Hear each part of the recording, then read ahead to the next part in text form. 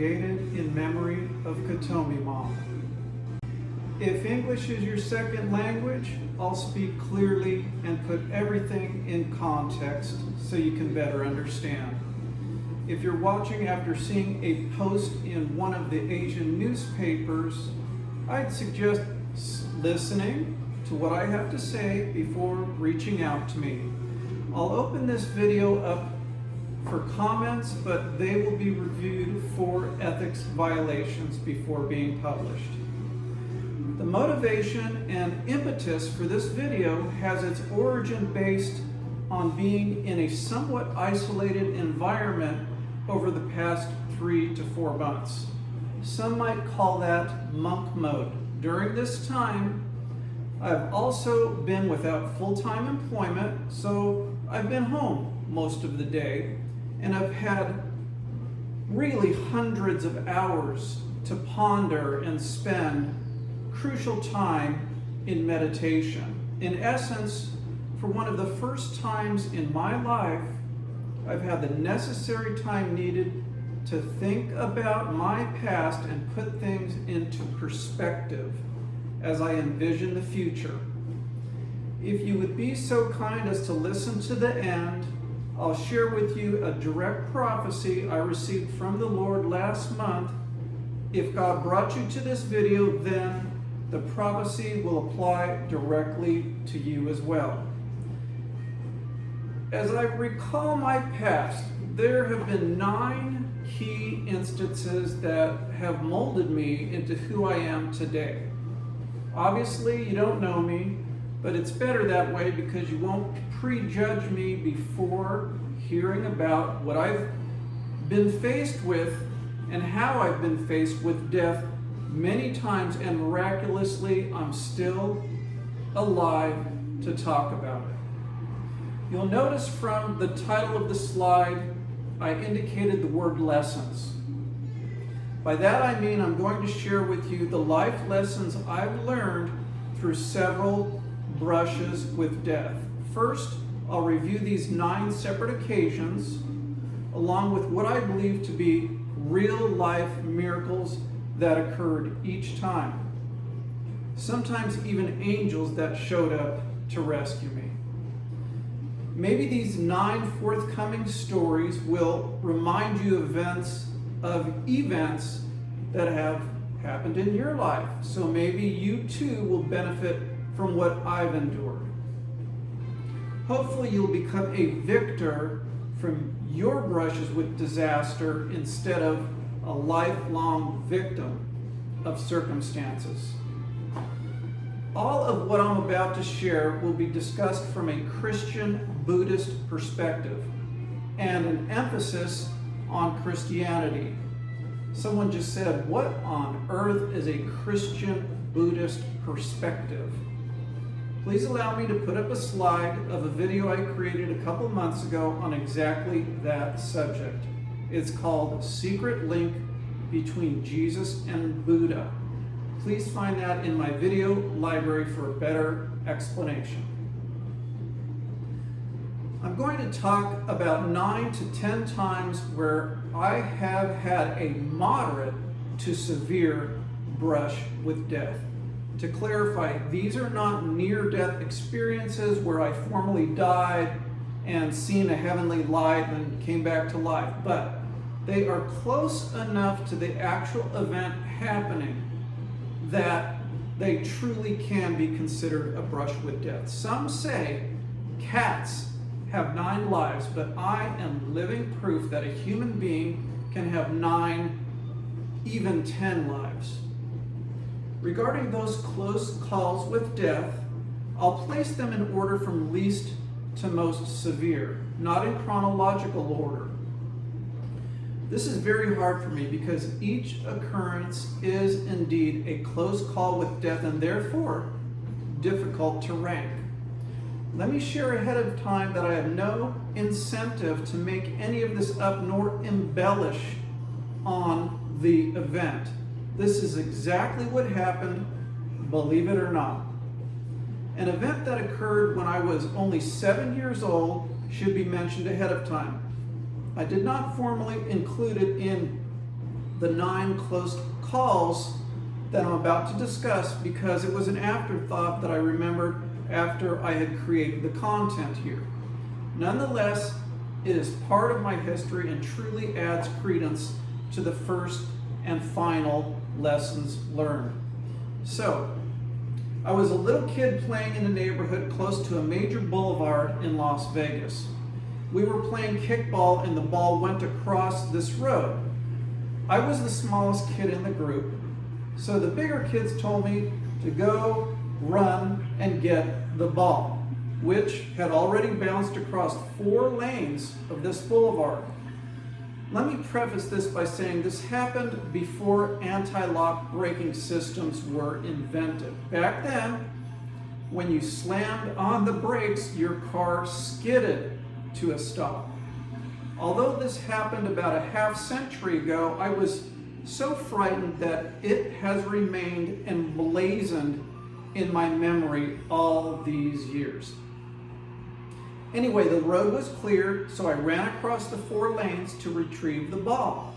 I knew I had to look both ways before crossing, and I did that ahead of time, but I did not do that prior to the return trip. I had this stupid idea only to look to my right, and I remember knowing I was supposed to look both ways. I remember that very clearly, but I made a conscious effort not to. And I don't know why, but I stepped onto the road only to see a car skidding from the left side in my direction. It must have skid 50 feet before coming to a stop just before hitting me. This little boy there frozen, staring at near death. The driver of the car didn't hit me, so he waved me on to cross in front of him. Still to this day, I can remember the shocked face on this man. That's how powerful this event was. This is just one of 10 examples of how I firmly believe I am blessed to have at least one guardian angel watching over me. Aside from that childhood incident that almost ended in a major tragedy, the first formal time I almost saw death, which I'm ranking as the least severe because a tangible event did not take place, but at the same time this could actually be the most severe depending on your viewpoint. Please allow me to explain this mysterious phenomenon. It all started with a relationship that began in 2016 and lasted only a few years. It was with a wonderful lady that was half Japanese and half Chinese. Shortly after our friendship started, she revealed to me that she was a feng shui master that was trained since childhood by a Buddhist monk. Apparently, when she was a young girl visiting the temple with her mother, a visionary monk saw a luminous spirit within her and told her she was a chosen child. The second time that she saw this monk, he surprisingly handed her a lopan and told her to go home and begin learning it. Now, if you know anything about the lopan, which you're looking at a picture of now, it's a highly complicated spiritual tool. Some feel it's just an elaborate Chinese compass, but its use goes far beyond that. There are several concentric dials that spin in either direction, and it's extremely complicated with regards to meaning and alignment of the dials. It would take hours to explain the lopan's meaning and purpose, but if I could sum it all up briefly, it's a combination of a compass that focuses on magnetism in the earth. Also a combination of a Ouija board, an evil spirit detector, and a Buddhist tool that forecasts future events. As one example, In her feng shui practice, my lovely friend was walking around outside of client's house and the center needle began spinning.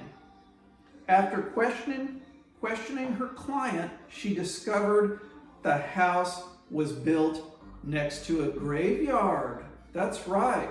Now, this lady was a bona fide spiritual prophetess, and it was an honor to know her, but it was somewhat frightening when she spoke about certain encounters she had with spirits in her feng shui practice to design homes and help clients. As another example, she visited a small Buddhist temple that was having problems with strange encounters.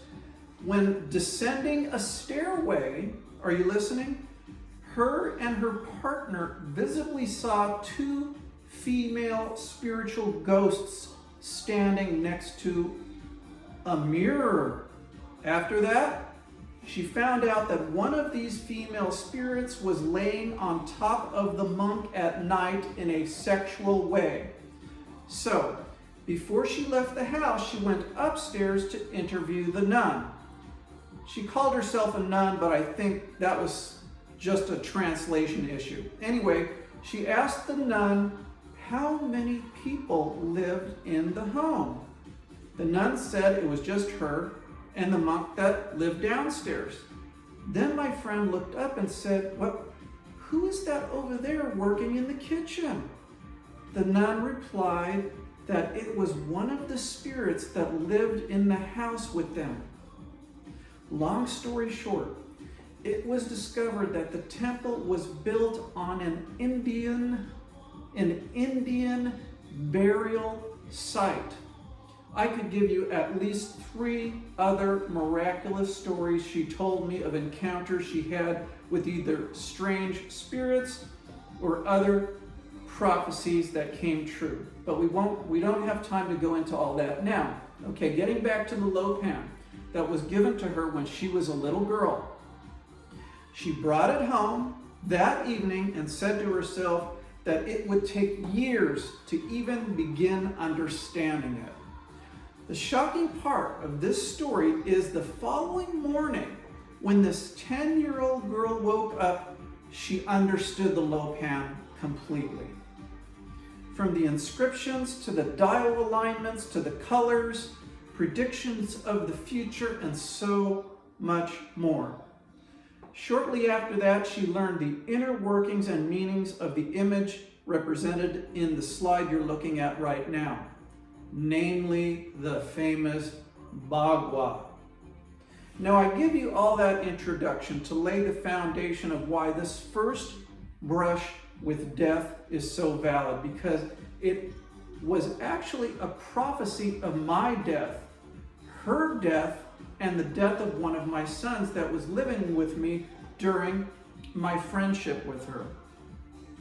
The background behind this prediction is highly secretive, and if I go into detail, it could put me in jeopardy again. But suffice it to say, she owed a large sum of money to the wrong people because of a business deal that had never materialized. The prophetic vision she had, which I did not find out until years later, was delivered to me after we had lost contact for a long time. Anyway, I'm going to put up another slide, and don't worry, these images are actually products you can buy online, but I'm sure you get the gist of the vision.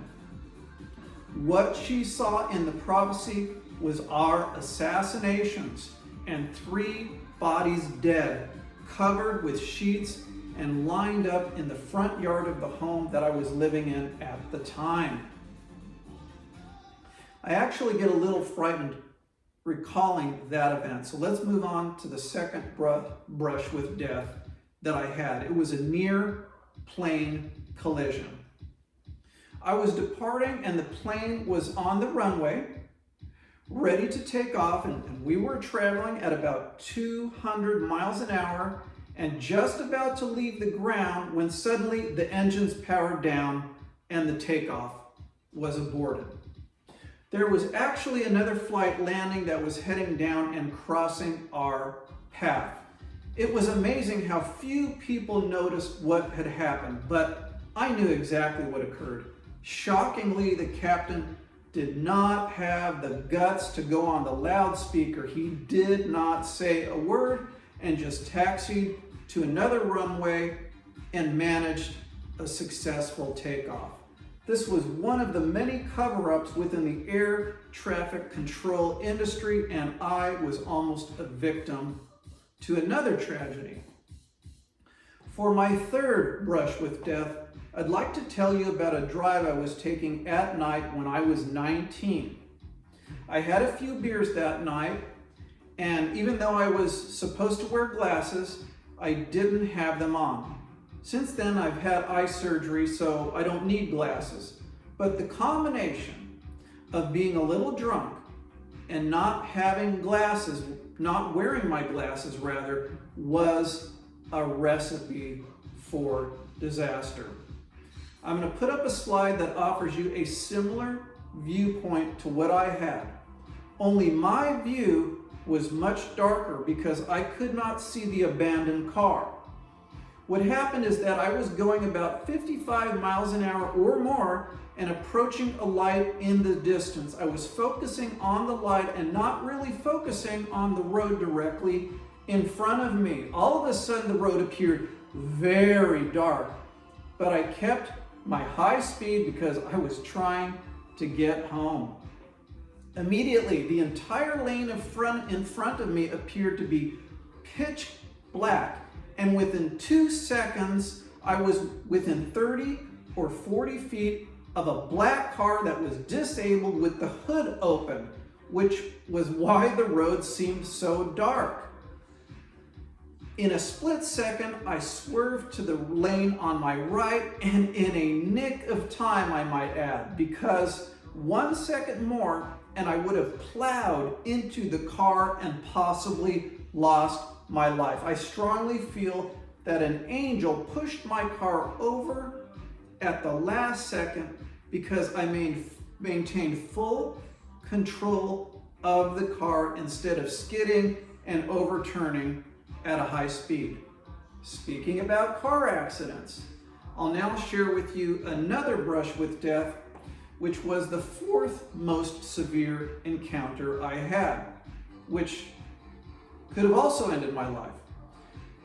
This was another drive I was taking, and this time it was during the day, and I was traveling from Las Vegas to Southern California. If you've ever driven this route, you'll realize it's across Interstate 15, and you have to cross over the 3,800-foot Cajon Mountain Pass before arriving in the San Bernardino area. Although some find this a scenic view, I've always found it to be a very dangerous stretch of road. On this particular trip, I had stayed up very late the night before, and I was drinking and having fun at a friend's party.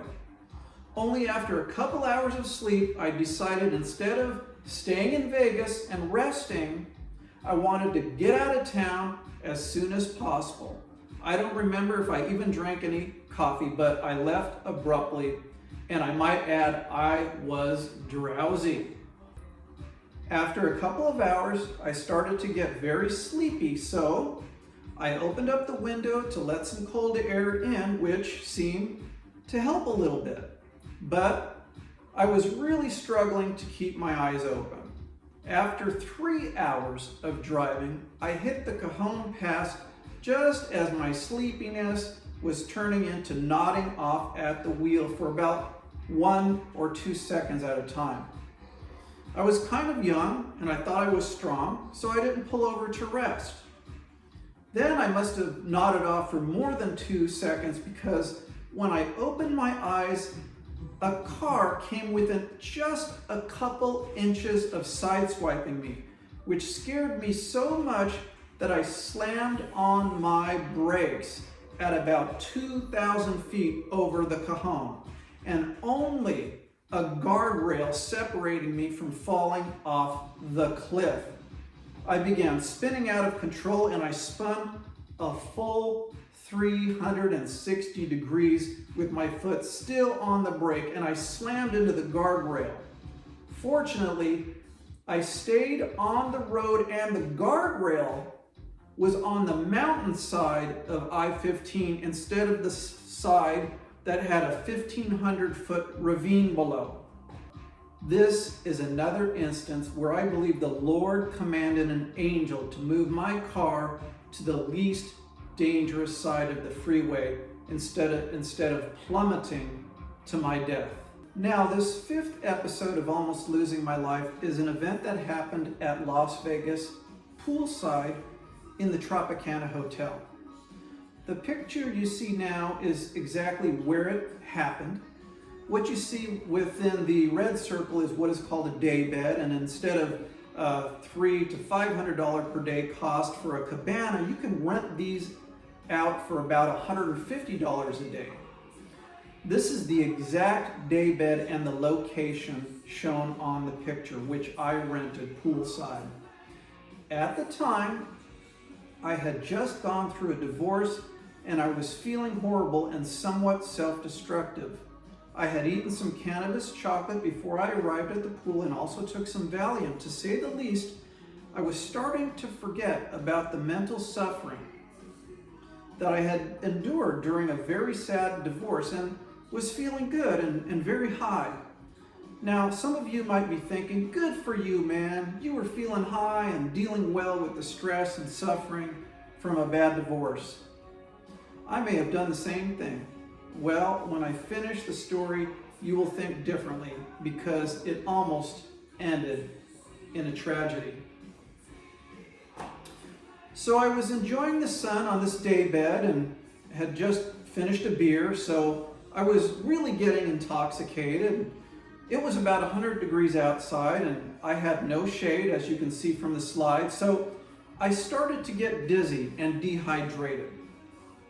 Before I stepped into the pool, which I had planned to do right then, I got up to go to the bar area where they had this large pitcher of ice cold water, and I wanted to get a couple cups of water to bring back to my daybed. This is where my memory fails me. Before I knew it, there was someone behind me holding me up. Apparently, I had passed out and he was helping me stand up again. Then I threw up all over the concrete and remember seeing my wallet, which had several $100s in it, on the ground next to the vomit. As soon as I picked up the wallet, the paramedics arrived and took my pulse. Apparently, I had been out for a while. They said it was extremely shallow and tried to take me to the hospital, but I refused vehemently. I didn't want them taking me anywhere, and I said, I'm not going anywhere with you, I said. So I walked back to my daybed and started thinking about what had just happened. I remember I was just about to go into the pool before I went to get the water. If I had gone into the pool, it is questionable I'd be alive today. Passing out inside a pool never ends well. Again, it's my firm belief that an angel pushed me to go to the bar area and get water instead of going into the water that day. So now we're upon the sixth event that could have been a certain demise for me. I was in my mid to late 20s and was an assistant manager at a Sizzler steakhouse in Southern California. It was in the morning before we opened, and I was in the office with the general manager preparing the money and some other things, when all of a sudden I looked up and saw a kitchen worker being thrown across the floor right in front of us. Then I saw this tall African guy with a very big gun pointed at me. He was the leader of a very dangerous gang from Pomona, California, that was robbing like crazy during that period of time. He had a 44 or 45 caliber handgun at my face saying, "Don't look at me." Then he shot the tile floor right next to me as a warning not to call the police, but the bullet from his gun ricocheted off the tile and hit my foot. Okay, after my manager gave him all the money, he ordered all 5 or 6 of us who were in the restaurant at that time, he ordered us all into this little alcove where the ice machine was. Okay, and we thought that was it. He was going to kill us for seeing him. I could hear the other manager praying and asking God for protection. This was another time where I felt angels were watching over and protecting me because I was the closest to the shooter. By some miracle, the thieves just disappeared and we were all spared. Please allow me to discuss the 7th event now. It was during a time when I was dating a woman that was separated from her husband, but still living in the same home and not completely divorced yet. I was at a local school, a high school running track with my son, who was only about 6 years old at the time, when all of a sudden I was confronted and I turned around and there was this very jealous husband that wanted to teach me a lesson. And let me tell you that this was a lesson that will be burned into my memory forever. Before I could even figure out who he was, I received a devastating punch to my right eye socket. This happened right in front of my little boy. Then I turned around to get away and he threw me to the ground and started smashing my nose and face into the infield. Fortunately, it was grass and my nose didn't break, and I was crying out to God. Then this guy said, "I am your God." After just a few seconds, he stopped and I looked up. Just like the robbery at the restaurant, he disappeared. I grabbed my boy and drove to the police station, and this is where I actually saw another miracle. When I went inside to tell the desk sergeant what had happened, this freak showed up out of nowhere and walked through the door right after me. Then I told that desk sergeant, "This is the man who had done this to me," and my face was all swollen, my nose was all bloody, and for some reason, I did not stay there to wait for a response. I just went back out to my truck because my son was inside and I was worried about his safety. Anyway, this big fool came outside about 15 seconds after I got inside my truck and literally began taunting me through the window. But I was so distraught, I couldn't really hear anything he was saying. It was all muffled. All I could do is bow my head and begin praying, "Oh Lord, protect me. Oh Lord, save me from this man." Then I lifted my head to hear and see an officer standing outside of my truck telling him to put his hands behind his back. They cuffed him and escorted him away, and I returned inside with my 6-year-old to give the statement about what happened. The key point is that when I prayed in a desperate time, even though I was a sinner and should have not been messing around with a separated woman, regardless, my Lord and my God came to my rescue in a nick of time. Tragically, however, he almost blinded my right eye in the process, and it took me a full year to recover from the facial pain and nerve damage. About 12 years after this event, my eyes started to blur. So I had an eye surgery similar to LASIK's called PRK. The aftermath of this surgery was the most pain I've ever experienced in my life. And for about 48 hours, I was more or less completely blind. It was like I had razor blades sitting on the surface of my eyeball for 2 days, just cutting and scraping to the point that I was crying so much I ran out of tears. It was so intense that the other eye automatically shut and could not open either. It took me over a year to fully recover from the trauma of that powerful laser surgery, and still to this day, I need eye drops to keep my eye lubricated. Between the initial attack and the resulting surgery, 2 full years of my life were filled with trauma, pain, and suffering. Now I'm going to discuss the last 2 events that rocked my world and frightened me to the core, even closer and more severe brushes with death than what I've previously discussed. As a precursor of what I'm about to describe, just like with the situation when I prayed and the police officer showed up to help, both of these events involved brief prayers and miracles that followed. I say brief, okay, regarding the prayers, to remind the viewer that you do not need long, drawn-out prayers for the Lord God to put His attention upon you, especially in times of great need. So, to begin, I'm going to describe the 8th event that was rather severe and almost took my life.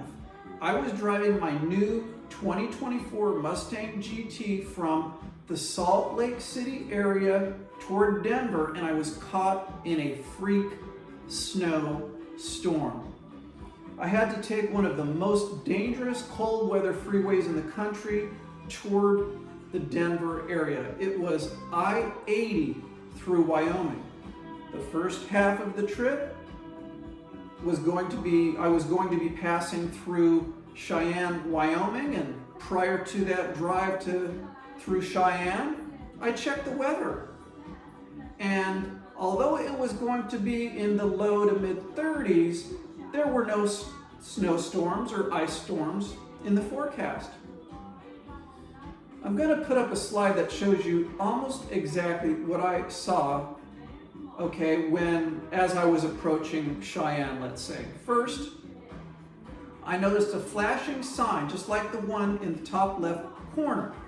Then I was forced off the interstate. As I was exiting, I saw the road closed gates toward the bottom of your screen. Incidentally, the weather conditions were starting to drastically change about 3 hours into a trip that was not supposed to have any snow or ice. So, I was routed off the freeway at I-25 South, which was about 8 miles before Cheyenne. I then followed Google Maps southbound toward the Denver area. Suddenly, it began snowing pretty bad. I saw an overhead freeway sign that said, "Warning, winter storm advisory."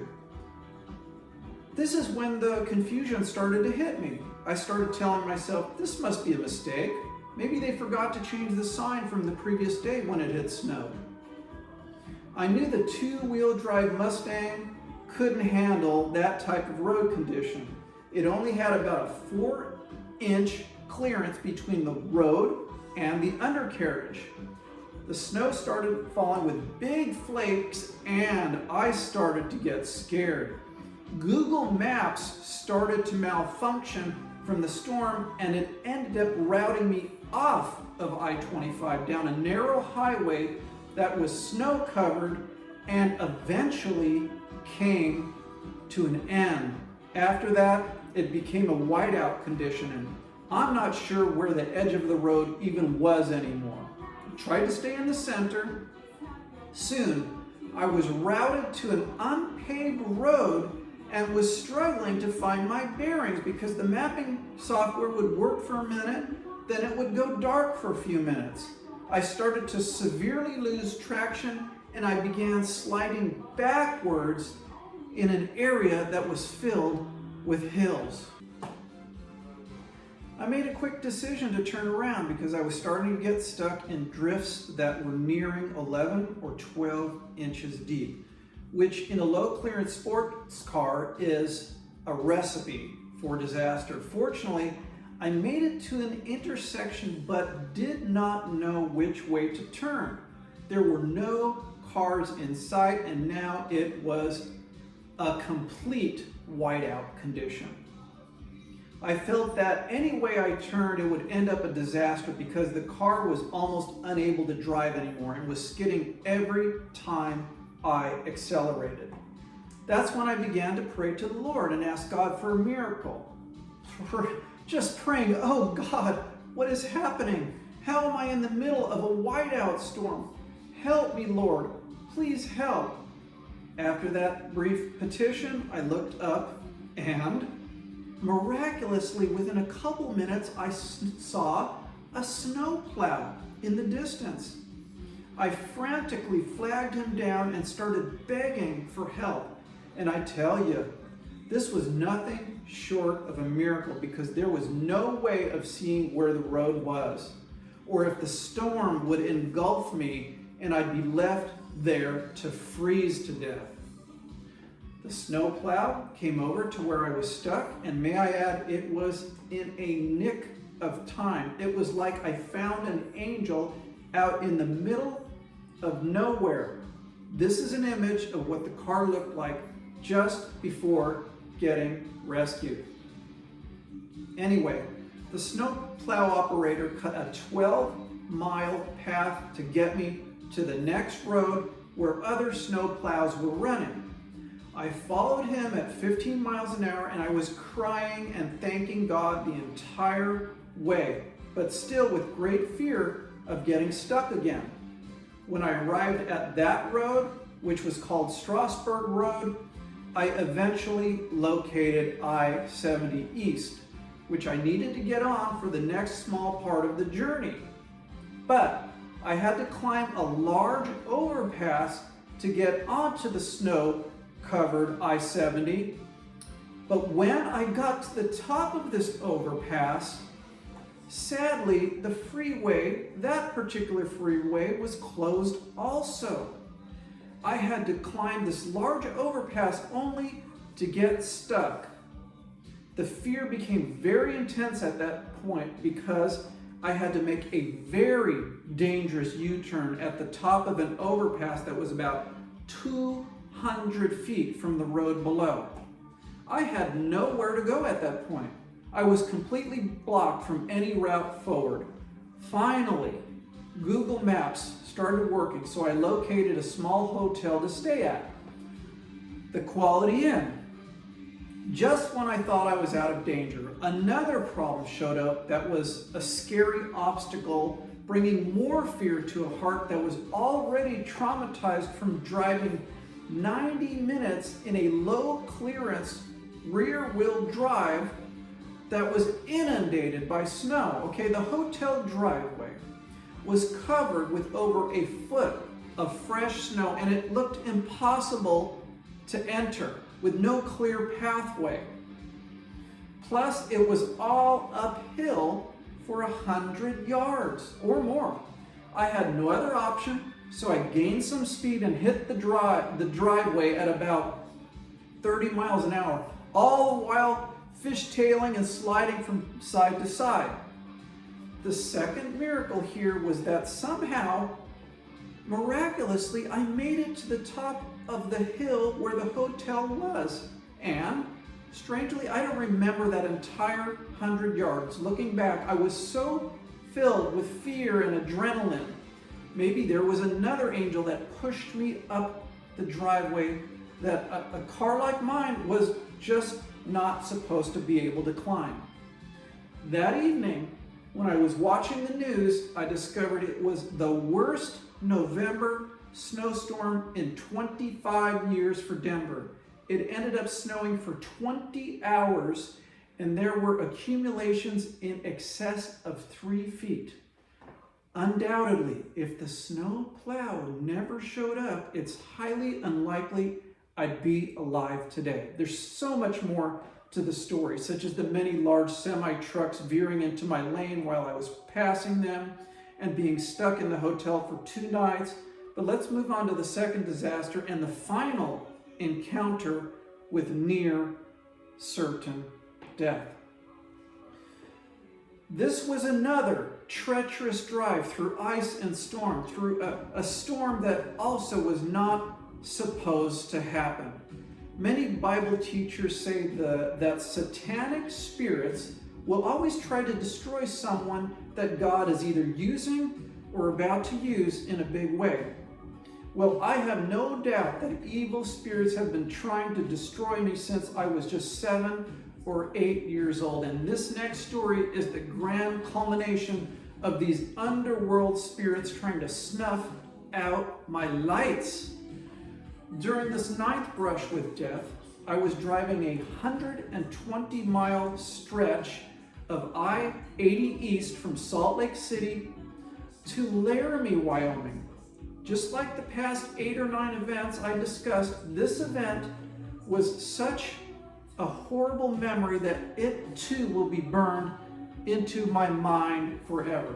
I'd like to again clarify that late fall through winter, this is one of the absolutely most dangerous stretches of interstate in the United States.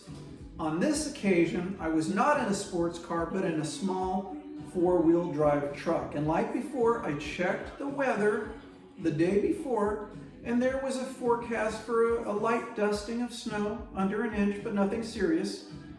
In the morning, however, I awoke to a scary sight of over 3 inches covering the roads and the truck I was driving.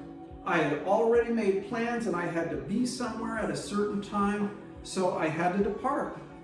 Again, I had no other choice than to hit the road and hope for the best. So I entered this dangerous section of I-80 East, and things looked okay for a little while. In fact, for the first hour, there was just a moderate amount of snow. Okay, about the same as my house, but it seemed to be less, and I was able to drive through it in my truck.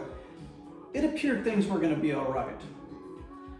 That was until I hit a little snowy, icy, dangerous town in Wyoming called Rock Springs. Then, suddenly the road was covered again with snow, but worst of all, there was over an inch of black ice covering the entire freeway. There was nowhere to hide. While I'm discussing this, I'm going to put up 2, 3, maybe more slides. And the first one is an image of a 1-lane highway. It's very similar to the interstate that had the 2 lanes in each direction, but it's a close-up so you can get an idea of what it looked like. The second picture that you'll eventually see is the actual ice-covered interstate from a distance. The third picture will be similar, but let's move on. After Rock Springs, I saw an overhead freeway sign, but this time it said speed limit 45 miles an hour. Again, I thought it was a mistake, maybe left over from the previous night, but regardless, I slowed down from about 65 to 50 or 55, and within 15 minutes I crossed over a bridge and the truck fishtailed so bad that I almost overturned, with the passenger side wheels leaving the ground for a moment. This was extremely frightening and shook me up pretty bad. After that, I didn't drive over 35 miles an hour, or I would begin spinning and fishtailing dangerously. All I could say out loud was, "Protect me, Jesus. Protect me, Lord. Save me, God." It was completely black ice from Rock Springs to Laramie, and the skies turned very dark and gray. and more snow started to fall on an already dangerous interstate that few trucks were bold enough to travel on, and not a single car in sight. The freeway, honestly, should have been shut down, but it must have been overlooked, or maybe the conditions were so bad the road crews could not drive to shut the gates. Then I saw another overhead freeway sign warning about high winds of up to 60 miles an hour for several hours. I forget what it said, for the next 12 hours. Anyway, so I was not only sliding and losing traction from the black ice, but the winds were beginning to push my truck around slightly. Sometimes the gusts were bringing me partially into the next lane without any time to prepare or correct my steering. Every mile or so, I hit another highly slippery and dangerous bridge. Additionally, I had to endure semi-trucks that kept veering into my lane while I was passing them. The stress and fear was overwhelming. I could do little but hold on, drive slow, and call out to Jesus, begging him for protection. If you've ever driven this stretch of I-80, you'll understand you must pass over 3 mountain ranges, each having the same name with a sign at the top that says something similar to Continental Divide, elevation 7,000 feet. After you reach about 6,200 feet, that section of the mountain has a climate all its own, extremely dangerous with more snow and ice. When I reached the first Continental Divide and every one afterwards, whiteout conditions began again, okay, with snow falling horizontally across the road. This slide shows you almost exactly the same conditions that I was forced to drive through.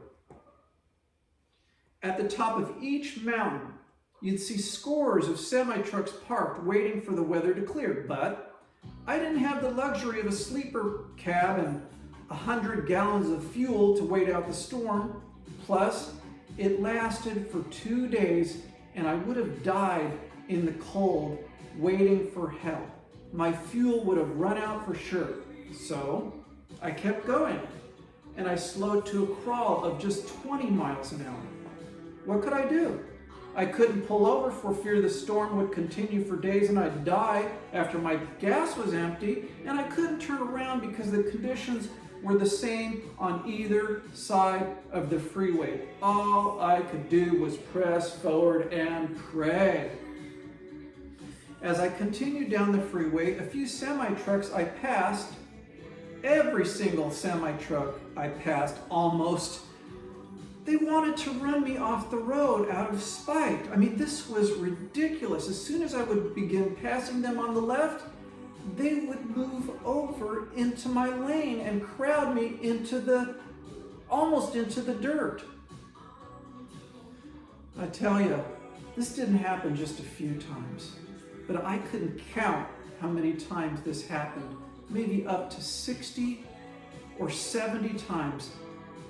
It was totally threatening, and when added to the high winds and black ice situation, it made this part of highway virtually impossible to drive.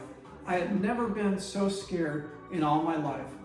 It was a nightmare come true that lasted almost 4 hours.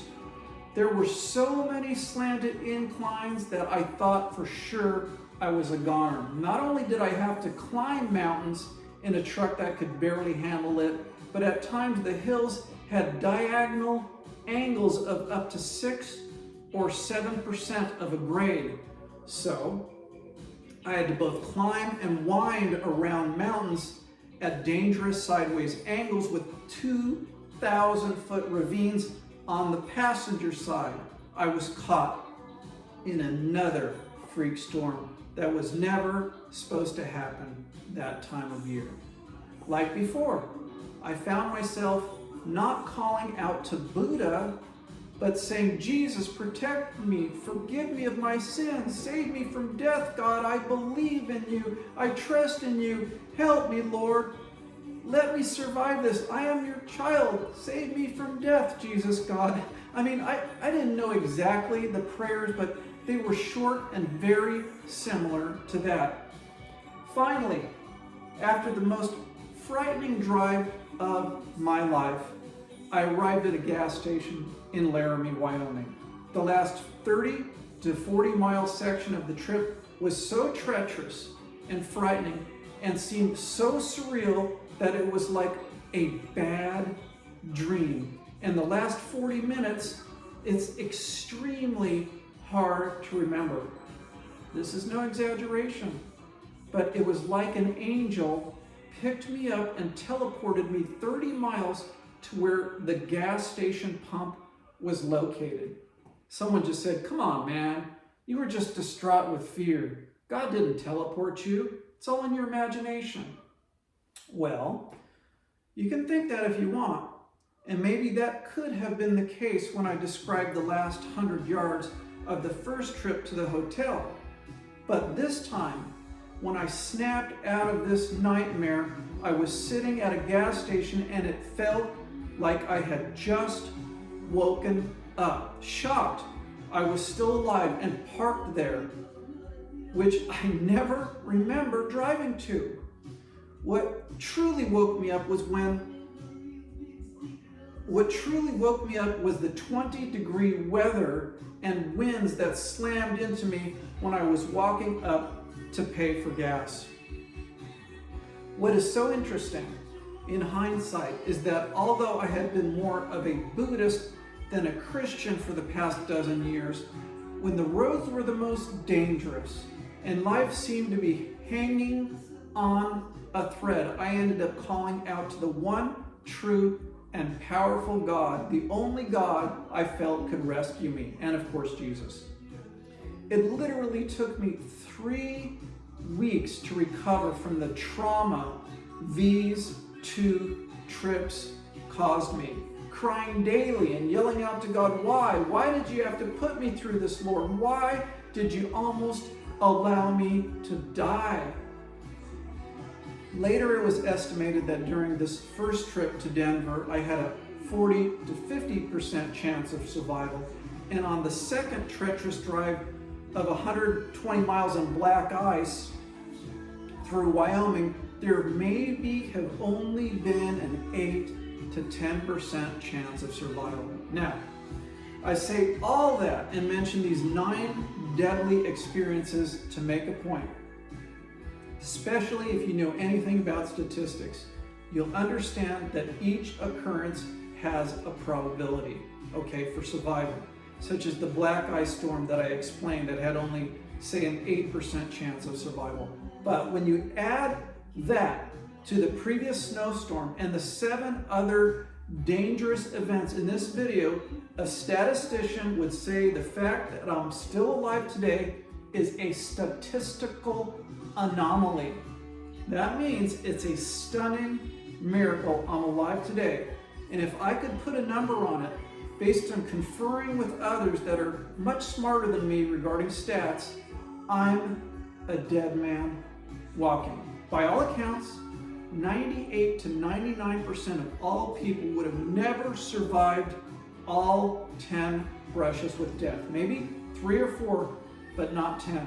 Now, I'm not saying that to make me into a superhuman, but I am saying that Jesus has always had a very special plan for my life, and it's not been until lately that I've seen my future vision in a rather prophetic way.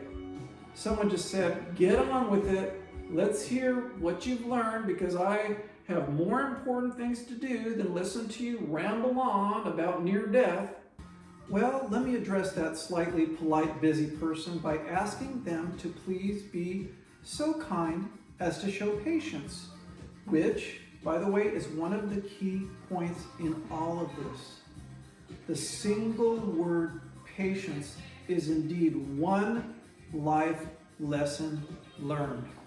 As I reflect on the miracle of still being alive, a few of the near-death events that happened were as a result of my impatience. For example, not waiting for the right time to start driving home after being drunk, or not waiting until a woman that was separated had completed her divorce. There is an old saying, patience is a virtue. May I say that no truer words were ever spoken. I've learned to be cautious and wait for the right time in almost every aspect of life, especially related to matters of finance and love. Another great lesson I've learned is the importance of family and even pets. Looking back, there was a wonderful period of time, about 10 years, when I was taking care of my small sons that I was awarded custody over after a long, draining divorce. This started when they were ages 2 and 4. Now, that time period of 10 years were the greatest days I've ever experienced, and I'd moved heaven and earth to realize that time again. It was the times of playing with those boys, taking them to the park and chasing them around with the ball, going to fun places like SeaWorld or Disneyland, or just watching them laugh on the swing set. Even when I played hide and seek with them at home, these were the events which brought true contentment to life. If I could relive any time of my life and put it in a perpetual rewind, it would be that 10-year period without a doubt. There was another period that lasted about 10 years also that I had a wonderful female Chihuahua. If you know anything about this breed, my little baby was a half deerhead and half applehead Chihuahua. She left this earth on April 15th of 2023, and still to this day, I shed tears about her passing and how much I miss her little presence in the room.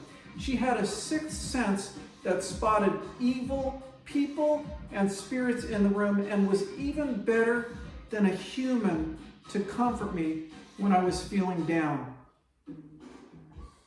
These several brushes with death have multiplied my love for animals many times over. Wild birds, dogs, even koi fish have always been attracted to my inner light, but now more than ever. If I can sum it up in a brief sentence, it would be that children and animals love me and gravitate toward me. Additionally, I have developed an unbelievable love for natural trees, plants, and bodies of water as well. One of the most satisfying parts of my day is taking walks in nature where I actually talk to trees.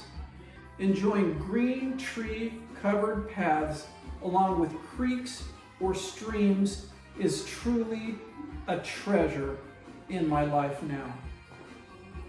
I've also learned to be quick to forgive, not resent my neighbor nor hold any grudges, realizing that I do more harm to myself than anyone else, especially when I possess these negative attitudes. In a word, I've learned to be kinder and more caring than I ever was in the past. In Matthew chapter 7 of the Bible is the original recording of the Golden Rule. Many people paraphrase it by just saying that you're supposed to be treating others the way you want them to treat you. The original text, however, is slightly deeper than that, okay? And this is what it taught me. It says, first of all, in everything, therefore, treat people the same way you want them to treat you, for this is the law and the prophets. In everything means all aspects of life, whether that is in business, personal, or even political. This leaves no room for criticizing, yelling at others, complaining, arguing, lying, or any type of deceit or manipulation, okay? We treat others the way we want to be treated. And I also learned what the end of this passage truly means. This is the law and the prophets. Okay, that it means the entirety of God's law and the Bible hangs on this passage, okay, along with a sister scripture. Love your neighbor as yourself. Coupled with this truth, another great lesson I've learned from all these past frightening events is that as much as I'm able, and with as much strength as I have, to be more serious in my life and keep joking and jesting to a minimum.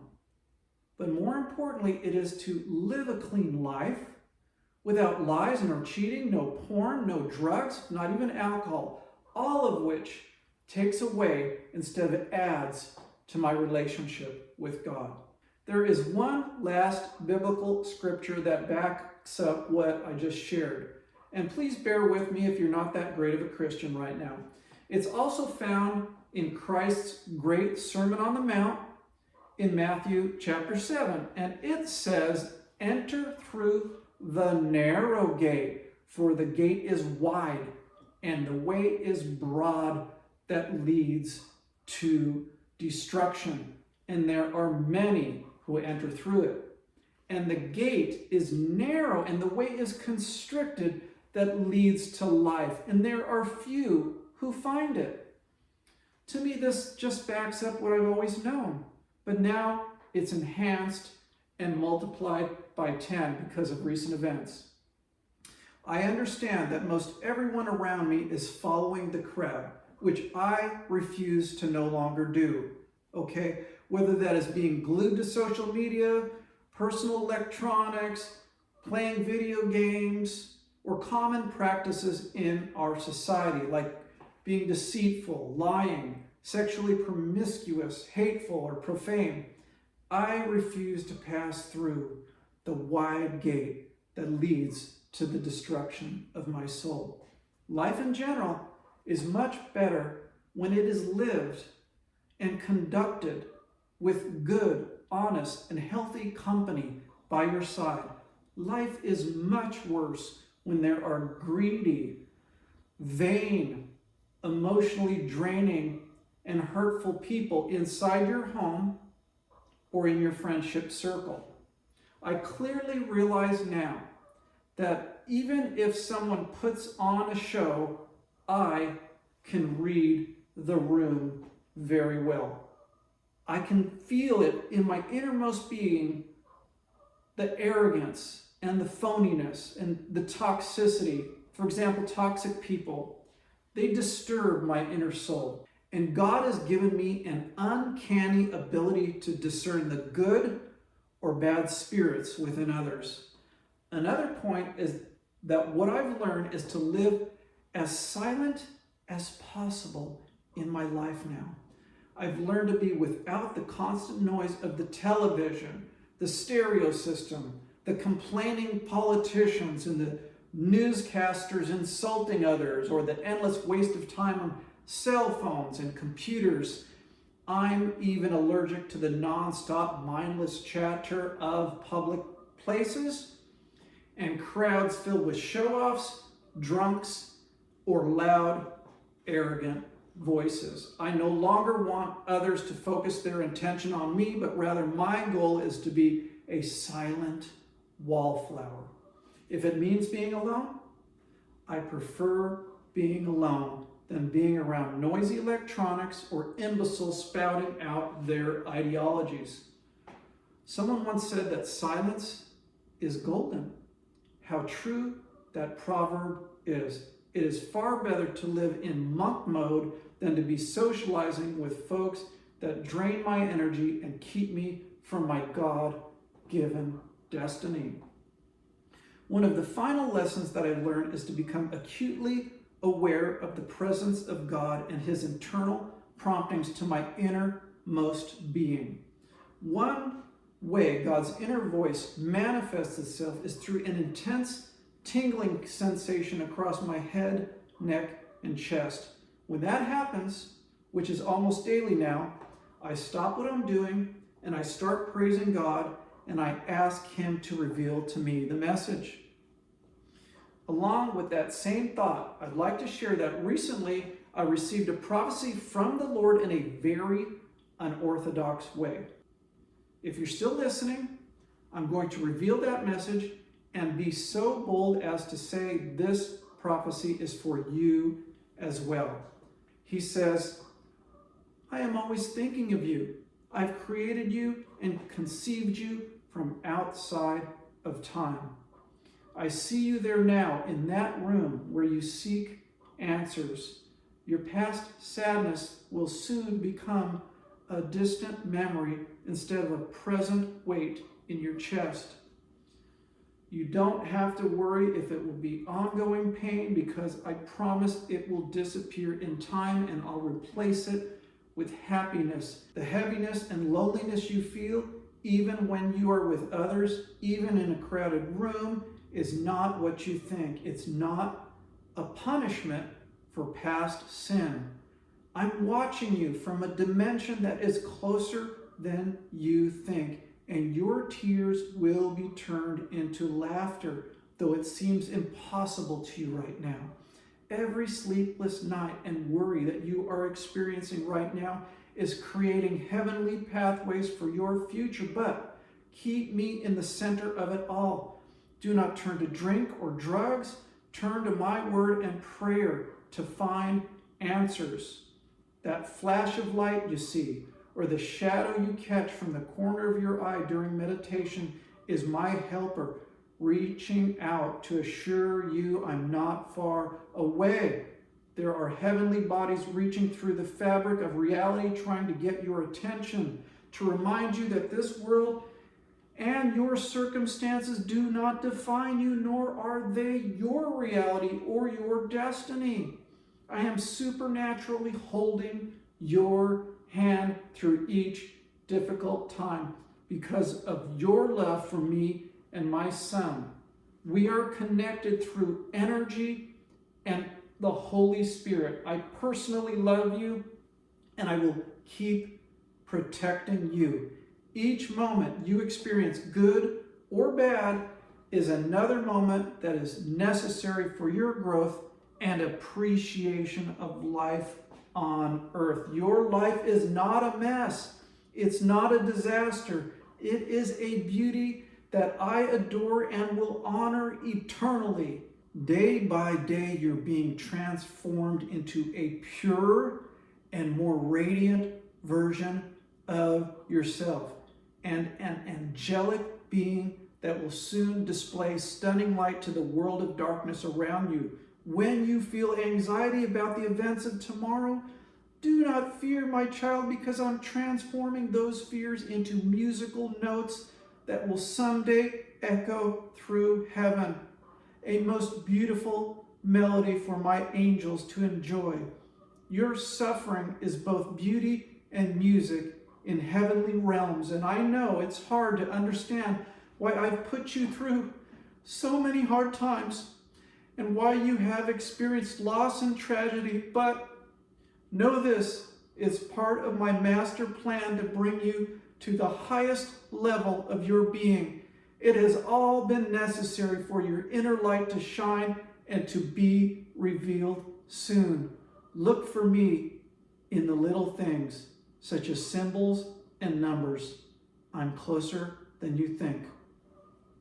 End of prophecy. So, my friends, when you experience even one event that you remember from your past, maybe it could have led to your death, I'd like to encourage you to think of it this way. Simply put, it has strengthened you for the next chapter of your life on earth and your eternal life as well. We are the sum of our past experiences, even if they are near-death ones. And may I tell you that they have added to instead of subtracted from who you are now and who your future self will be. Thank you.